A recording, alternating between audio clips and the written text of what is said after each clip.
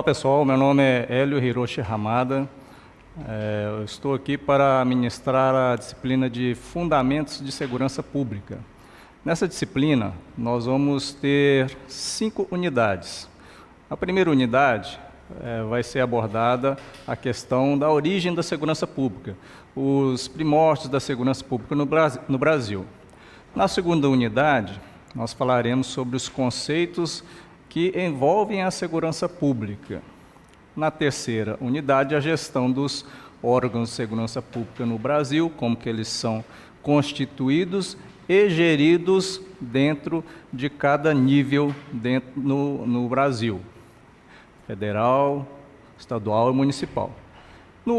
Na quarta unidade, falaremos sobre os fundamentos para a segurança pública no Brasil.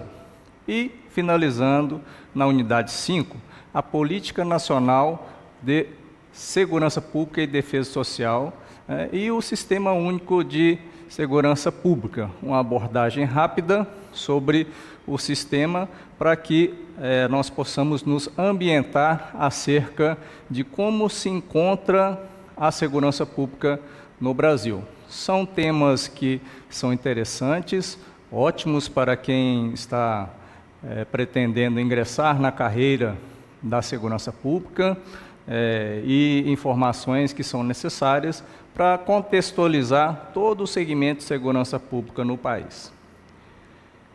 Então vamos lá.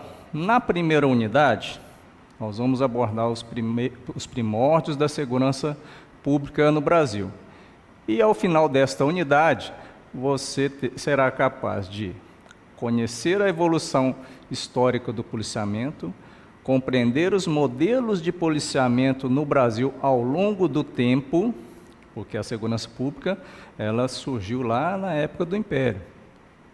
Identificar os contextos de cada época na construção da segurança pública. E aí vem de uma história, numa trajetória evolutiva até chegar aos tempos atuais. Bem, ao longo da trajetória evolutiva do homem, percebeu-se que houve uma busca constante em se alcançar alguns objetivos que pudessem corroborar para suas necessidades básicas, para a sobrevivência, dentre as quais alimentação, moradia e segurança. As pessoas precisam de segurança para a sua convivência e a própria sobrevivência. E aí, dentro dessa trajetória evolutiva, nós temos, primeiro, o surgimento do Estado e da organização social. O Estado como uma organização dentro das cidades e a sua população, constituindo a sociedade. A partir daí, houve a necessidade de se organizar os direitos de cada um. Aí passamos para a era dos direitos, a inserção dos direitos do homem na agenda política e jurídica. Então, todas as pessoas que moram em uma cidade, elas precisam seguir regras, e essas regras estão impostas nas leis, nos códigos, e aí a organização do Estado é feita dessa forma. No Brasil, a coroa portuguesa garantia a ordem no período colonial, e a partir daí vieram os modelos de policiamento que foram decorrentes de questões e contextos políticos e sociais de cada época. No olhar externo, a França se tornou a principal referência no sistema policial no Brasil, porque lá na Europa os sistemas policiais estavam bem mais evoluídos. E também o modelo anglo-saxão de Robert Peel inspirou o modelo de polícia no Brasil, o modelo que era feito lá na Inglaterra. Bem, no Brasil, então nós tivemos 5 períodos que caracterizavam os modelos de policiamento. O primeiro período foi no período imperial, de 1822 a 1889. O segundo período foi o da Primeira República, de 1889 a 1930. Na era Vargas, de 1930 a 1945, durante o regime militar, tivemos também um tipo de modelo de policiamento, de 1964 a 1985, e chegamos aos dias atuais no Estado Democrático de Direito, que estamos desde 1985, com o fim do regime militar. Então vamos para cada período. O policiamento no Brasil, no período imperial, ela teve uma origem um pouco anterior, com a criação, em 1808, da Intendência Geral de Polícia da Corte, que deu origem às polícias civis ou polícia judiciária, como era chamada à época. E aí o Intendente Geral de Polícia ocupava o cargo de desembargador e seus poderes eram bastante amplos. Em 1809, a Guarda Real de Polícia, que posteriormente deu origem às polícias militares no Brasil, ela foi criada. A Guarda Real é um dos primórdios das polícias militares no Brasil, já lá, em 1809. Era subordinada ao Intendente Geral de Polícia, ao qual nós citamos anteriormente. E não possuía um orçamento próprio, era uma dependência grande da Corte. Contextualizando, em meados do século XIX, a sociedade brasileira era caracterizada pela escravidão. A maior parte do trabalho físico, urbano ou rural, era realizada pela mão de obra escrava, estimada aí na época em 2,5 milhões, representando 1/3 da população. Na Primeira República, de 1889 a 1930, foi caracterizado pela proclamação da República em 1889, que inaugurou uma nova ordem política e houve a reorganização do aparato repressivo estatal. Então, houve uma virada muito grande no contexto nacional e, a partir daí, houve a necessidade do Estado rever os seus processos de segurança e de policiamento. Houve também a abolição das escravaturas, da escravidão, e o rápido crescimento urbano, que exigiu modificações nas instituições policiais. E aí novos instrumentos e mecanismos de controle social precisaram ser desenvolvidos. Então, nós tivemos a proclamação da República, uma nova ordem política e também a abolição da escravatura. Então, aqueles 2,5 milhões de escravos se tornaram livres e passaram a constituir e fazer parte da sociedade. Em 1890, o Código Penal foi reformado, dando ênfase ao criminoso e nas classes perigosas, como vadiagem, prostituição, embriaguez e capoeira. Vejam só, a capoeira era considerada um crime na época pelo próprio Código Penal. O ordenamento jurídico previa isso.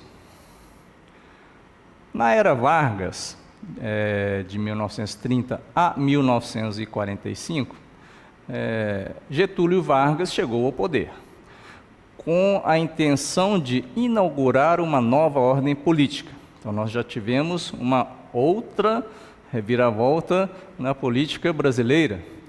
As polícias, então, sofreram várias transformações para se adequarem às novas configurações constitucionais.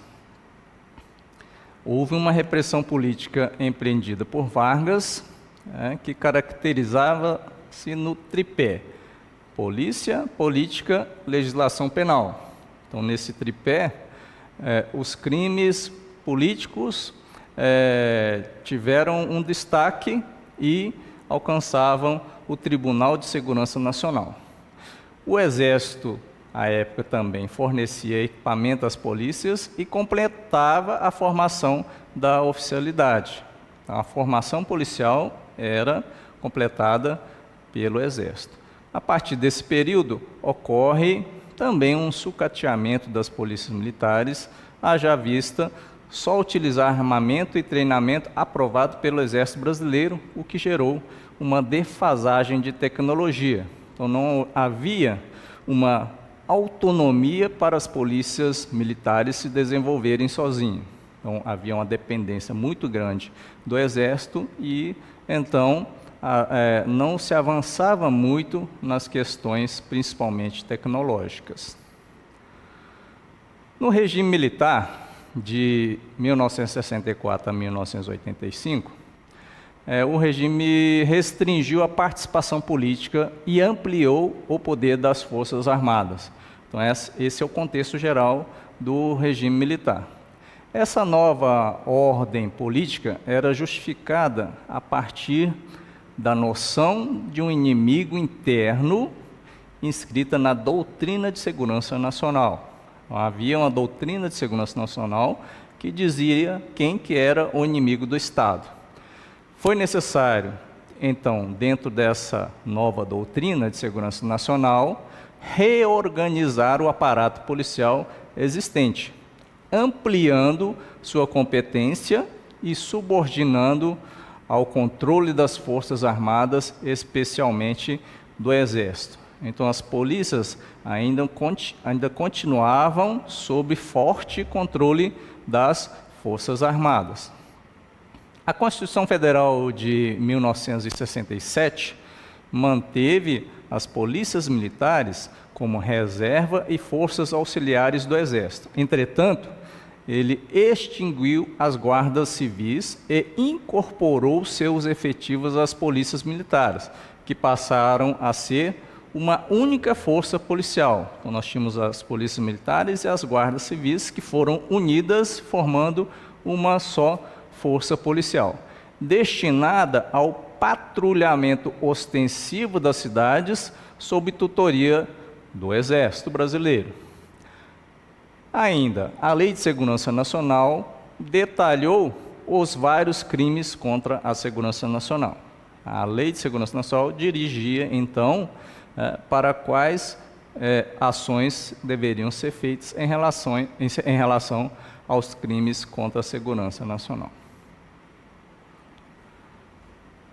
E chegamos, então, a um período de Estado democrático de direito, que se constituiu a partir de 1985, e o grande marco dessa nova era é a Constituição Federal de 1988, que trouxe inovações importantes na seara da segurança pública. Então, houve uma reformulação muito grande para se chegar ao modelo atual de polícia e de segurança pública no Brasil. Houve a inserção do princípio da gestão participativa na resolução dos problemas da violência e da criminalidade. Isso pode ser visto já no artigo 144 da Constituição, que enfatiza o direito e responsabilidade de todos na preservação da ordem pública, independente se seja de um órgão do Estado ou seja da participação cidadã. Então, ele enfatiza o direito e responsabilidade de todos na preservação da ordem pública, de todos. O modelo democrático, no entanto, ele assegura, que a segurança pública é via de acesso à cidadania plena, ao garantir o respeito e dignidade da pessoa humana e aos próprios direitos humanos. Vejam só, então que direito e a responsabilidade é de todos, você tem o direito à segurança, mas também tem a responsabilidade, e ela é a garantia para a própria cidadania, porque ela que garante o respeito à dignidade da pessoa humana e aos próprios direitos humanos. Então, nós encerramos aqui a nossa primeira unidade, atingindo esses objetivos. Conhecemos a evolução histórica do policiamento e compreendemos os modelos de policiamento no Brasil ao longo do tempo, chegando pelos 5 períodos, né, passando pelos 5 períodos e chegando ao Estado democrático de direito. E identificamos os vários conceitos que cada época trouxe consigo e que influenciou na construção da segurança pública no Brasil.